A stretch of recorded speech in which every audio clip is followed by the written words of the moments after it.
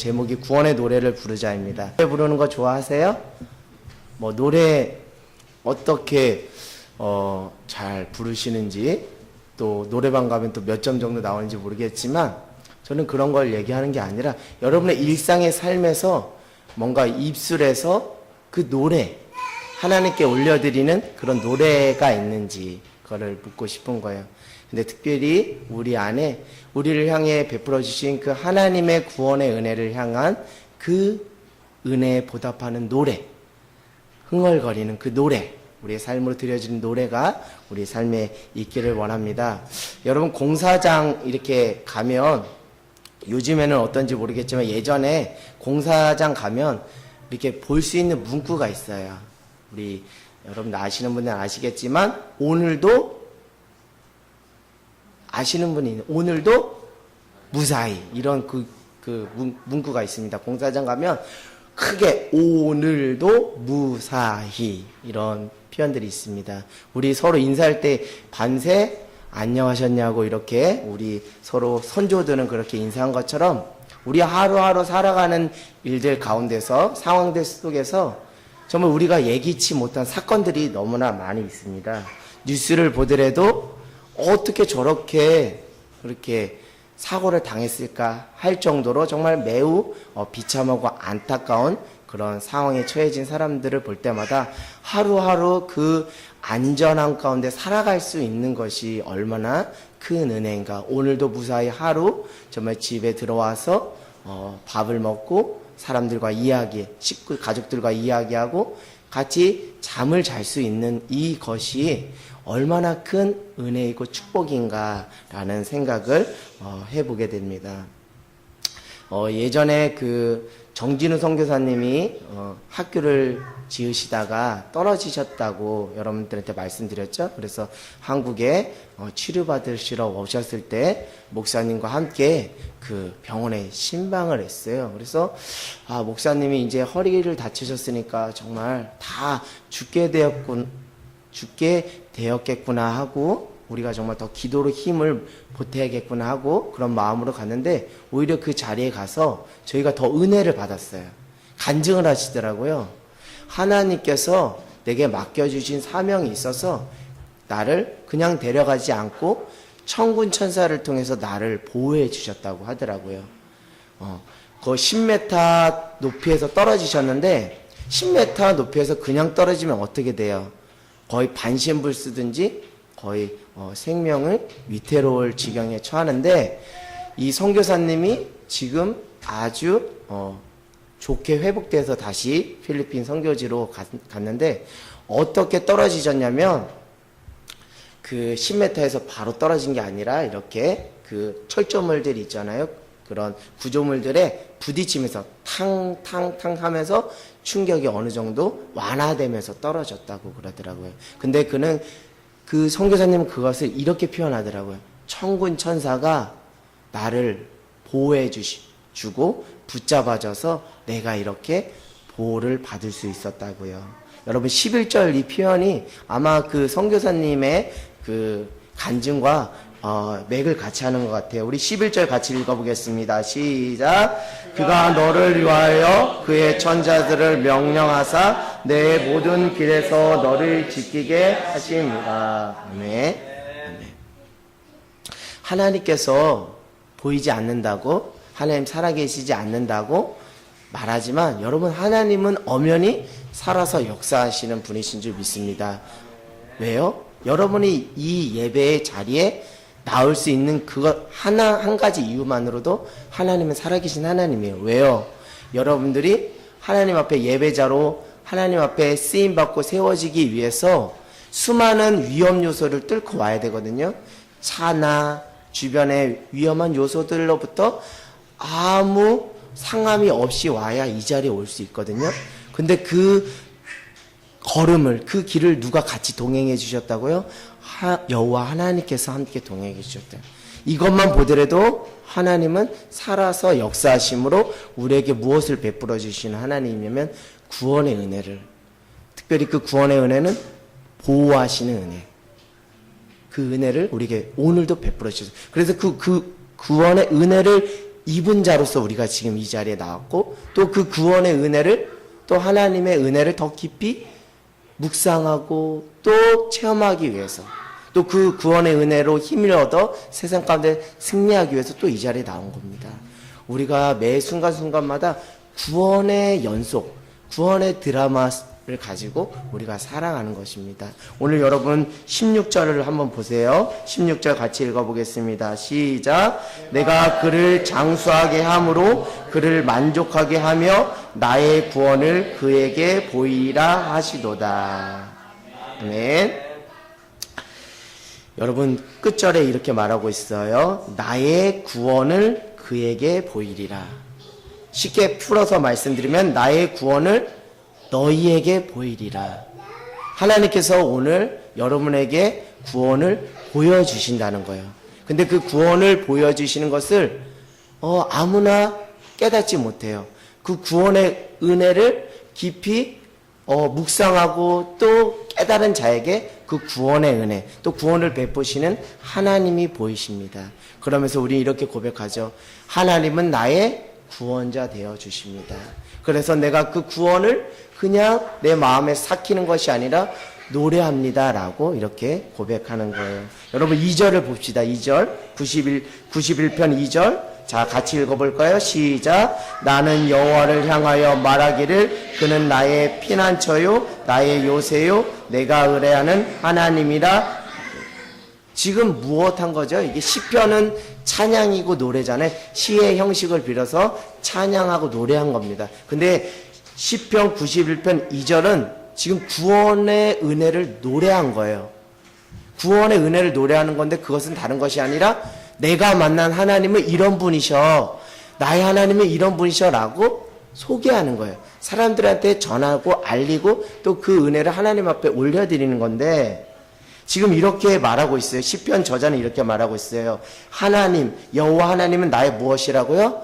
피난처.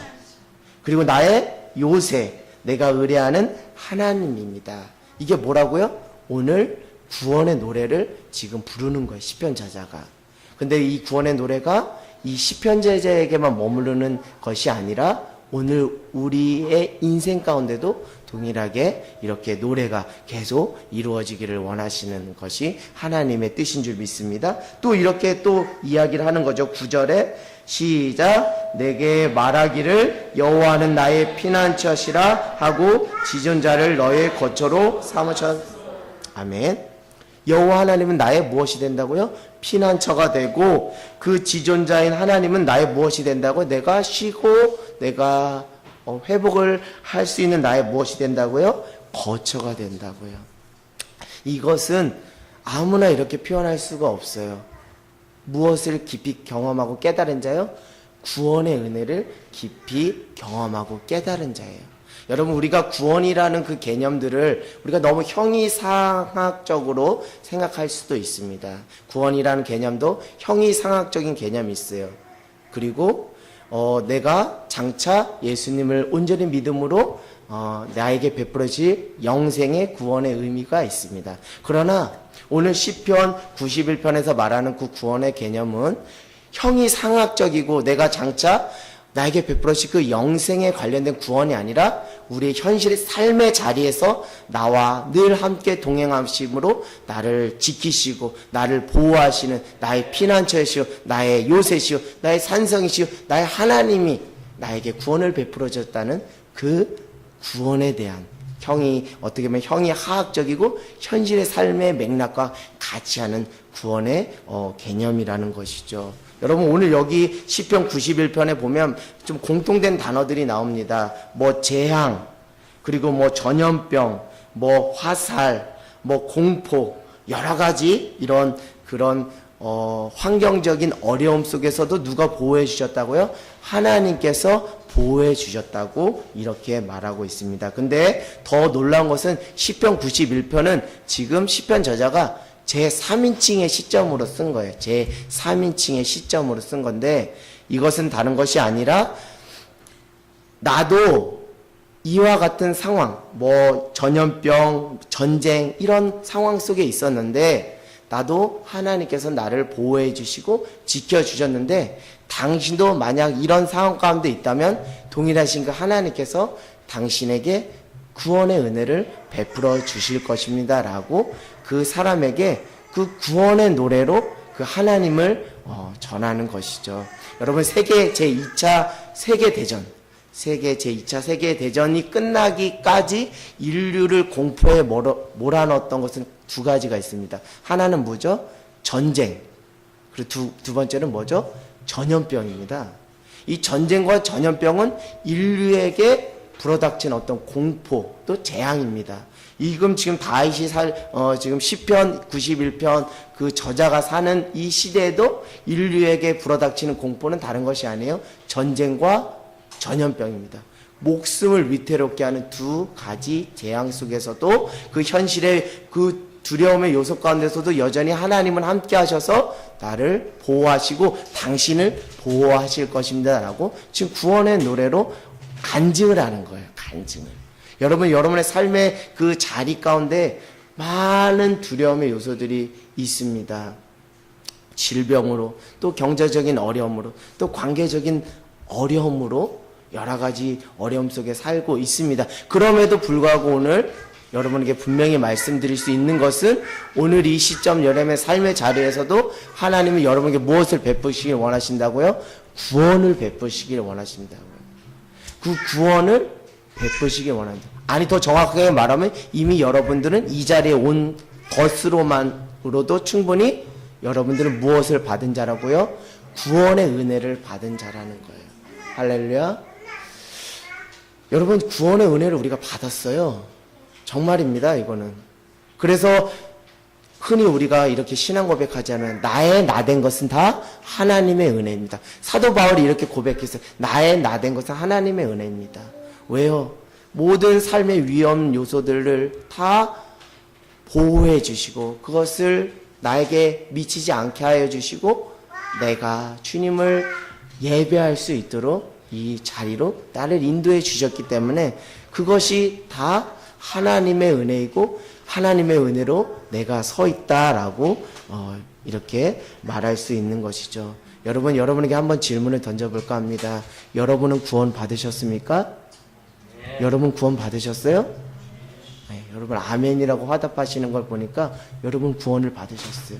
제가 말씀드렸죠?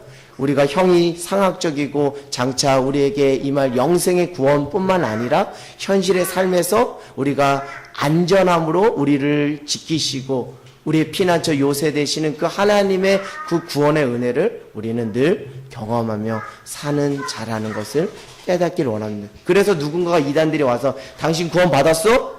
당신 이것도 부족하고 저것도 부족한데 당신 구원 받았어? 그럼 어떻게 말해야 된다고요? 내가 지금 이 자리에서 숨을 쉬고 내가 이 자리에서 하나님 예배할 수 있는 이것 한 가지 증거만으로도 나는 이미 무엇을 받은 자다? 구원의 은혜를 받은 자라고 여러분 믿음으로 당당하게 고백하기를 원합니다.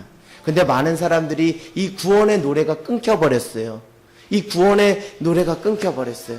이 구원의 노래를 회복하는 저와 여러분이 되기를 원합니다. 구원의 노래를 회복하는 것은 다른 것이 아니에요. 내가 만난 그 하나님을 전하는 거예요. 간증하는 거예요. 날 때부터 소경된 자가 예수님을 만나서 눈이 떠졌어요. 그래서 동네 갔습니다. 그래서 사람들한테 나 눈 떴어, 나 눈 떴어 이렇게 말하는데 그럼 너 눈을 떠게 했니? 그랬더니 분명히 말합니다. 예수라는 사람이 나를 눈을 뜨게 했다. 이게 뭐예요? 이게 나에게 베풀으신 하나님의 구원을 노래하는 거예요. 사람들에게 간증으로 전하는 거예요. 사도행전 3장에 날 때부터 안진뱅이 된 자가 있습니다. 근데 사도 베드로와 요한이 내게 은과금 없거나 나한테 예수의 이름으로 일어나 걸어라니까 어떻게 됐죠?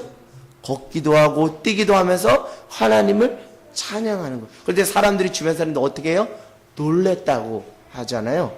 그 안진뱅이가 한 것은 다른 것이 아닙니다. 그에게 베풀어 주신 하나님의 구원의 은혜를 그냥 속으로 삭힌 것이 아니라 동네 방네 사방으로 가서 나를 고쳐주신 분이 바로 예수님이셔라고 뭐 하는 거예요? 간증하는 거예요. 여러분, 우리의 구원은 오늘도 현재 진행으로 계속 내가 깨닫든지 못 깨닫든지 계속 진행되는 거예요. 근데 여러분 다시 말씀드리면 이 구원의 은혜를 깨달아야 비로소 우리가 겸손하게 살 수 있는 거예요. 내 잘난 맛에 사는 것이 아니라, 그렇지, 내 노력과 내 수고와 내 공로로 내가 이 자리에 온 것이 아니라 하나님의 철저한 보호하심과 지키심으로 내가 이 자리에 왔구나. 그 은혜를 아니까 내가 까불 수가 없는 거예요. 내가 교만할 수 없는 거예요. 그냥 겸손하게 주님 앞에 납작 엎드릴 수밖에 없는 거예요. 우리 지난번에 안지옥 권철님이 수요일인가 간증을 했잖아요. 예전에 예수 믿기 전에 예전에 병원 가기 2, 3일 전만 돼도 어떻게 됐다래? 심장이 벌렁벌렁하고 두려움과 공포 속에 있었다고 했잖아요. 근데 누구를 만나고 예수님을 만나고 믿음이 들어가니까 이제는 무엇이 사라졌다고요? 두려움이 사라졌다는 거예요. 그 안에 무엇이 차고 넘치겠다는 거예요? 평안이 차고 넘쳤다. 이게 무엇입니까? 이게 구원받았다는 거예요. 여러분, 구원이라는 것을 너무 어렵게 생각하지 마세요. 이 두려움에 가득 찼던 인생 가운데서 누구를 붙잡으니까, 예수님을 붙잡으니까 이 두려움에서 건짐을 받아서 그 안에 무엇이 임하게 됐어요? 평안이 임하게 된 거예요. 이게 우리의 현실의 삶 속에서 우리에게 베풀어 주고자 하는 하나님의 구원의 은혜라는 거예요. 이거 누리고 만끽하길 원합니다. 우리가 장차 하나님 나라 천국 가서 그 영생의 구원, 그것도 물론 우리가 정말 간절히 사모해야 되지만 현실의 삶에서 매 순간마다 우리에게 베풀어진 그 구원의 은혜와 감격을, 그것을 맛보아 알지 못한다면 어찌 우리가 장차 우리에게 베풀 그 구원의 은혜에 대해서 우리가 간절히 더 사모하며 하나님 앞에 매달릴 수 있겠냐는 거예요.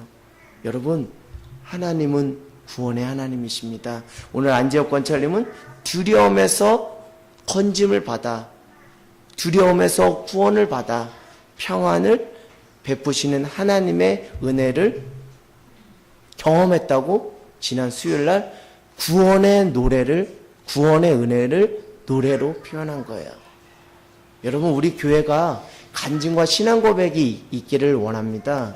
간증과 신앙 고백을 통해서 여전히 하나님은 오늘도 쉬지 않으시고 성실하셔서, 자, 여기 한번 보겠습니다. 4절을 한번 볼까요? 4절 시작. 그가 너를 그의 깃으로 덮으시리니 내가 그의 날개 아래 피하리로다. 그의 진실함은 방패와 손방패가 되시나니. 하나님은 정말 진실하시고요, 성실하셔서 오늘도 그 하나님의 구원 사역을 쉬지 않으세요.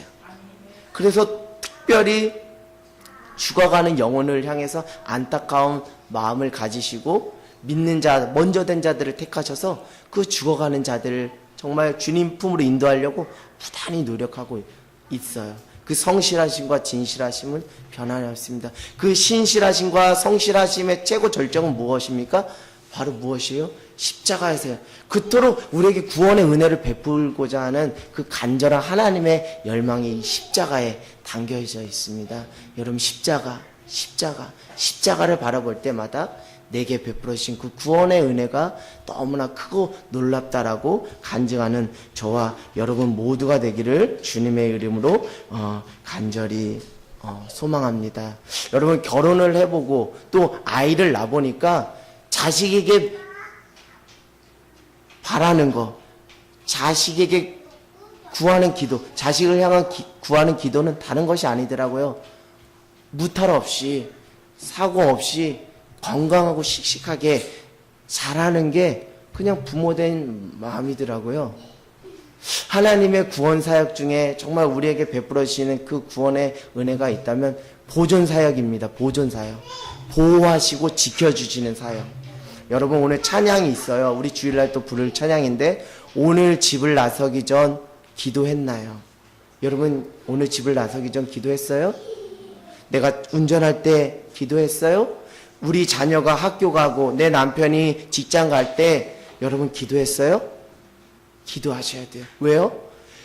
구원의 하나님이 우리 아들, 딸, 우리 남편, 또 운전하는 운전대 안에 함께 해달라고요. 왜요? 그 구원의 하나님이 아들, 딸을, 그리고 남편, 또 운전하는 모든 삶의 순간순간마다 우리를 모아해 주시기 때문에 보호하시고 지켜주시는 보존 사역을 지금도 성실하게 진실하게 하고 계시기 때문인 줄 믿습니다. 여러분, 집을 나가는 우리 남편과 자녀들을 위해서, 또 운전대를 잡을 때, 또 여러분이 직장에서 무엇을 처음으로 시작할 때마다 하나님 오늘도 나를 보호하시고 지켜주시는 그 구원의 은혜를 베풀어 달라고 경험하는 저와 여러분 모두가 되기를 원합니다. 여러분, 우리의 구원은 두 가지입니다. 우리의 구원은 두 가지예요.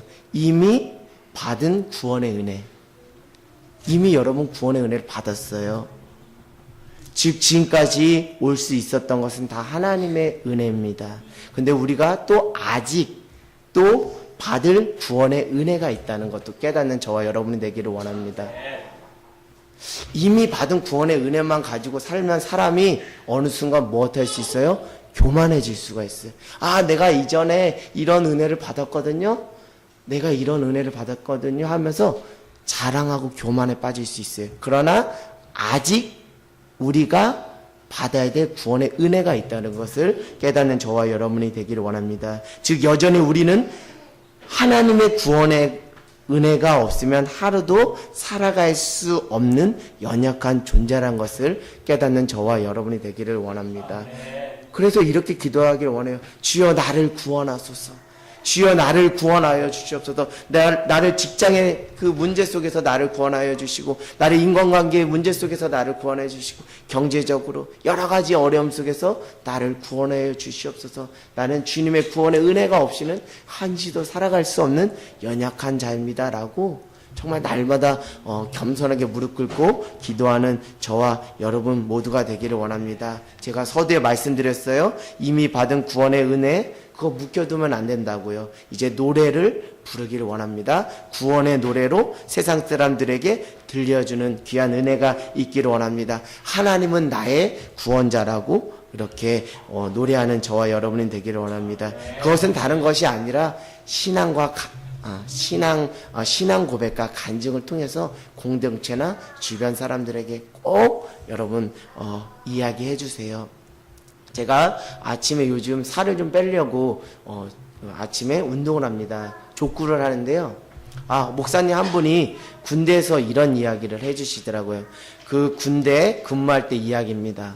목사님께서 그 부대는 어느 부대와 달리 사격을 너무 많이 하는 부대라고 합니다. 그래서 보통 10발 중에 8발 이상 맞춰야 통과될 수 있는 엄격한 기준을 가진 부대입니다. 그래서 하루에도만 200발에서 300발 이상 계속 사격을 하는데, 사격을 하려면 준비 요원들이 필요합니다. 그래서 목사님이 사격하는 동안 밑에서 준비 요원으로 그 사격을 돕고 있었다고 합니다. 그래서 계속 이렇게 사격을 계속 진행하고 있는데, 여러분들이 좀 아시는 분은 아시겠지만 이 총알은 탄피와 탄두로 되어 있어요. 그래서 앞에 이게 아주 딱딱한 이렇게 탄두가 있습니다. 이것이 사람을 죽일 수 있는 그 무기가 되는 건데요. 근데 이것이 딱딱한 물체에 부딪히면 이게 뚫고 들어가는 게 아니라 튕겨 나오거든요. 튕겨 나와서 탄환이 이렇게 튕겨 나오는 경우가 있습니다. 그것 때문에 사고를 당하는 경우도 있는데 그 목사님께서 그 준비 요원으로 이렇게 그 임무를 마치고 그 다음 대기자가 이제 그 사격 준비 요원으로 이렇게 임무를 수행하다가 다 마치고 자기한테 왔다는 거예요. 근데 놀라운 사실 하나를 발견했답니다. 지금 방탄 헬멧, 우리 군대에서 쓰는 방탄 헬멧에 무엇이 박혀버린 거예요. 탄두가 박혀버린 거예요. 근데 다행히 무엇을 썼죠? 방탄 헬멧을 썼기 때문에 그 탄두가 뚫고 들어가지 못해서 생명을 보존한 거예요. 근데 더 놀라운 것은 그 이전에 그 임무를 완수했던 목사님은 무엇을 쓰지 않았던 거예요? 방탄 헬멧을 쓰지 않았던. 만약 이 목사님이 한 1시간이나 2시간 더 임무를 수행했다면, 잘못했으면 그 탄두에 어떻게 됐을까요? 머리가 상함을 받고 생명이 위태로울 수 있었는데, 하나님께서 어떻게 사랑하는 자, 택하신 자를 이렇게 보호하시고 지켜주셨는지, 구원해 주셨는지 도저히 설명할 길이 없다라면서 저에게 간증을 하더라고요. 여러분 오늘도 하나님은 여전히 우리에게 구원의 은혜를 베풀어 주시고요. 또 여러분에게 베풀 구원의 은혜가 있는 줄 믿습니다. 여러분 오늘 이 시간 우리 함께 우리 기도하기를